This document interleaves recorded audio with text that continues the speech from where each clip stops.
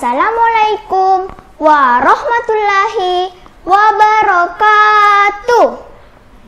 Perkenalkan, saya Wastika Musfira, asal sekolah UPT SDI 62, Kelurahan Benteng, Kecamatan Benteng, Kabupaten Kepulauan Selayar. Alhamdulillahirabbil alamin, wassalatu wassalamu ala asrofil anbiya'i wal mursalin wa ala alihi wa sahbihi ajma'in. Ashadu an la ilaha illallah wa ashadu anna muhammadar rasulullah. Amma ba'd. Syukur alhamdulillah, tiada untayan kata yang paling indah selain kata puja kepada zat pemilik cinta, zat yang maha kuasa.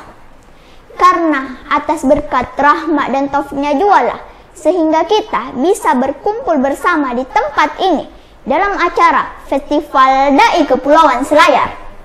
Dan tak lupa pula kita kirimkan salam dan taslim kepada junjungan kita Nabi besar Muhammad SAW yang telah membawa kita dari alam gelap menuju alam yang terang benderang, yang telah menggulung tikar kezaliman dan membentangkan permadani kemuliaan.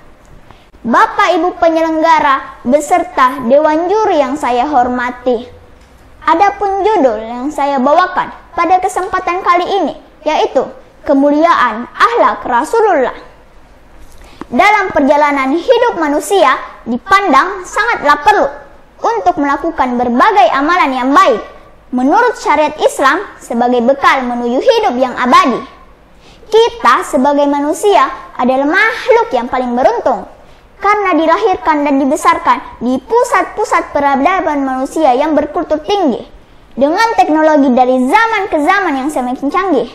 Berbeda dengan Nabi Muhammad SAW yang lahir pada tahun 570 Masehi di Mekah, bagian selatan Jazirah Arab, daerah paling terbelakang di dunia, jauh dari pusat perdagangan, keramaian, seni maupun ilmu pengetahuan. Akan tetapi, atas berkat kegigihan dan keberaniannya, Nabi Muhammad SAW menegakkan ajaran agama Islam, dan pada saat yang bersamaan, beliau tampil sebagai pemimpin yang tangguh, tulen, dan efektif. Kini, beliau telah tiada, tetapi pengaruhnya masih tetap kuat, mendalam, serta berakar pada umatnya. Bapak, Ibu, dan teman-temanku yang saya banggakan, Nabi Muhammad SAW menerima wahyu pertama berupa perintah membaca. Iqra, bacalah. Jadi, membaca Al-Quran telah menjadi kecintaannya. Pada saat membaca Al-Quran, beliau seolah-olah jiwanya menghadap kehadirat Allah yang Maha Kuasa. Al-Quran telah menjadi kebiasaannya, dibacanya halaman demi halaman, surah demi surah, dan juz demi juz, hingga akhirnya sampai khatam. Allah Subhanahu wa Ta'ala berfirman dalam surah Al-Muzammil ayat 4 yang berbunyi, A'udzu billahi minas syaitonir rajim warattilil qur'ana tartila, yang artinya, dan bacalah Al-Quran dengan perlahan-lahan. Selanjutnya, Allah Subhanahu wa Ta'ala berfirman dalam surah Al-Ahzab ayat 21 yang berbunyi, A'udzu billahi minas syaitonir rajim laqad kana lakum fi rasulillahi uswatun hasanah liman kana yarjullaha wal yaumal akhirah wa zakarallaha katsira, yang artinya, sesungguhnya telah ada pada diri Rasulullah suri tauladan yang baik bagi dirimu, yaitu bagi orang-orang yang mengharapkan rahmat Allah dan kedatangan hari kiamat, dan mereka banyak menyebut Allah. Teman-temanku yang saya banggakan, bagaimanakah sesungguhnya akhlak Rasulullah? Tahu Pak, tahu Bu, tahu teman-teman? Ada beberapa akhlak Rasulullah yang patut kita teladani, antara lain, yang pertama, berpegang teguh kepada kejujuran. Nabi Muhammad adalah satu-satunya tokoh dalam sejarah yang berhasil mencapai sukses yang luar biasa. Beliau digelar Al-Amin, seseorang yang sangat jujur dan dipercaya. Beliau suka menolong antar sesama. Lebih dari itu, Rasulullah SAW bukan hanya pemimpin agama, tetapi juga pemimpin dunia yang sangat jujur. Fakta menunjukkan bahwa Nabi Muhammad SAW adalah selaku kekuatan pendorong yang selalu berada pada posisi terdepan. Jadi, Rasulullah SAW telah menghiasi hidupnya dengan warna-warna cinta dan kasih sayang. Bahkan di akhir hayatnya, beliau masih sempat berpesan, "Wahai umatku, kita semua dalam kekuasaan Allah dan cinta kasih-Nya.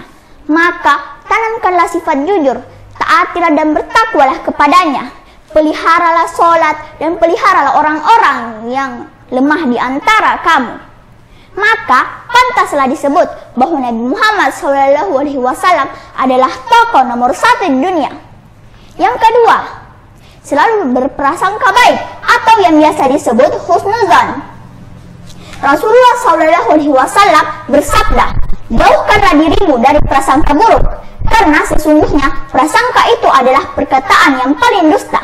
Jadi, teman-temanku sekalian, kita tidak boleh berprasangka buruk terhadap orang lain. Yang ketiga, tidak mencampuri urusan orang lain. Rasulullah SAW sangat membenci orang-orang yang selalu ingin mengetahui urusan orang lain. Bahasa gaul zaman now, orang biasa menyebutnya kepo, knowing every particular object.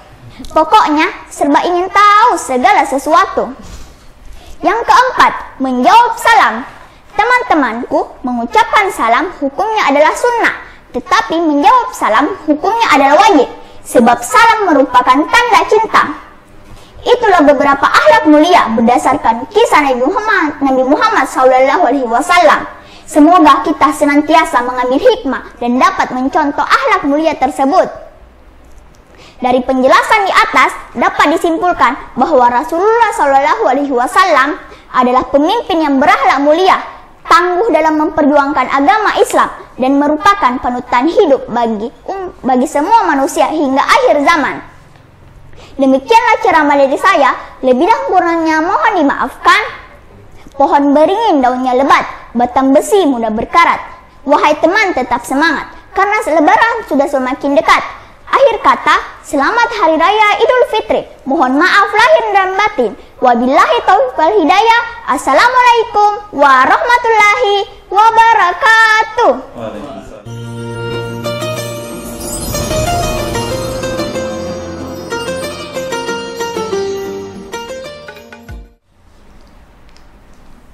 Masya Allah sekali ya Kak Nita, penampilan dari Ade Wastika sangat hebat ya Kak Nita. Di usia sekolah dasar itu sudah hebat menyampaikan wawasan-wawasan yang jujur saya dapatkan itu ketika masih SMP atau SMA, dan sekolah dasar, di usia sekolah dasar sudah sangat hebat menyampaikan wawasan-wawasan yang disampaikan di ceramah dengan judul Kemuliaan Akhlak Rasulullah. Baik, langsung saja kami persilahkan kepada Dewan Juri untuk memberikan komentarnya.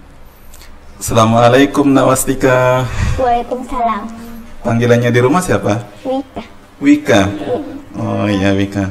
Saya bertanya begitu, nanti Ustadz Abdullah bisa bikinkan puisi juga ya barangnya. Iya. Tinggal di mana Nak?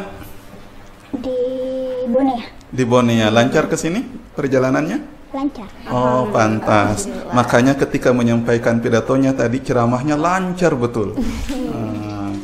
Ini luar biasa ya. Kalau tadi mungkin teman-temannya mengalami agak tersendat. Nah, Wastika ini, anak Wika ini lancar sekali, luar biasa. Tenang membawanya, lancar, dan bahkan sempat juga mengungkap beberapa dalil. Itu luar biasa Nak ya. Mungkin sebagai masukan bagi kita Nak, di dalilnya itu mungkin akan supaya lebih bagus lagi nanti ke depan, makhrajul huruf itu mungkin bisa dipermantap lagi ya. Kemudian yang terakhir, kalau saya melihat kontennya ini sama dengan peserta nomor 1 Nak Zalfa ya, tapi ternyata bisa menggunakan dengan dalil yang berbeda. Ini kreatif namanya. Luar biasa ya, mudah-mudahan bisa masuk di 3 besar. Amin. Assalamualaikum Wika. Waalaikumsalam. Semangat dari Wika itu ketularan ke kita semua insya Allah ya. Saya dulu beberapa tahun lalu Wika belum lahir, jadi mengingatkan saya sama teman saya, salah satu peserta, dia tuh dari Bandung. Sepertinya mirip-mirip gitu sama Wika. Dia tuh dulu belum bisa membaca tapi malah saat penentuan juara malah mengalahkan saya. Saya waktu itu juara 4, dia bisa juara kedua. Nah, saya ingat vibes-nya itu mirip ketika mendengarkan Wika, semangatnya tertular sekali ke kita. Semoga semangatnya ini bisa mengantarkan Wika untuk nanti kita ketemu di final ya. Itu saja mungkin dari saya. Silakan Ustaz. Assalamualaikum warahmatullahi wabarakatuh. Wika. Waalaikumsalam. Untuk sementara Ananda adalah orang paling kecil yang untuk hari ini ya. Tapi ketika mendengar suaranya tidak seperti postur tubuh yang kecil, tapi suaranya luar biasa bagusnya, besar dan cukup meyakinkan. Kecil-kecil tapi kepercayaan yang sangat tinggi, dan itu dibutuhkan di saat-saat seperti ini.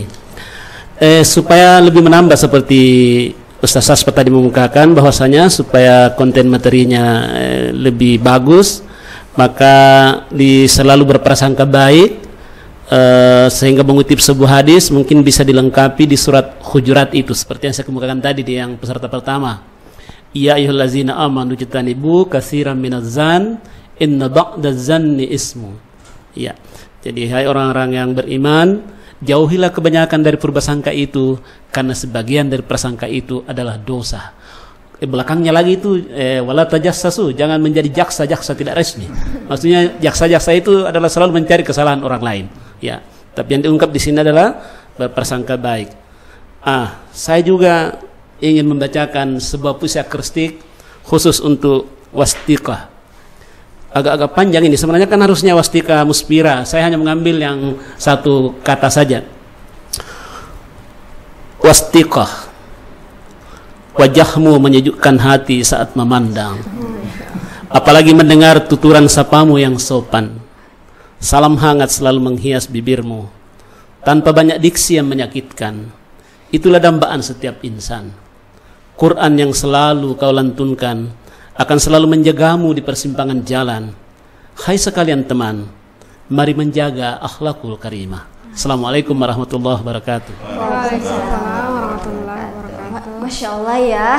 Terima kasih kepada Dewan Juri yang telah memberikan komentar dan lebih menyemangati peserta Wika yang sangat semangat ya dalam menyampaikan ceramahnya tadi. Jadi pertahankan ya Dek semangatnya, kata Dewan Juri kita.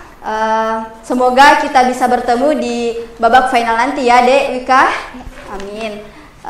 Bagaimana Kak Dita? Ya, jadi inilah penampilan dari peserta keempat kita. Selanjutnya kita ke peserta kelima untuk hari ini sekaligus peserta terakhir. Jadi namun setelah yang berikut ini, jadi jangan kemana-mana, tetap di Festival GAI Kepulauan Selayar.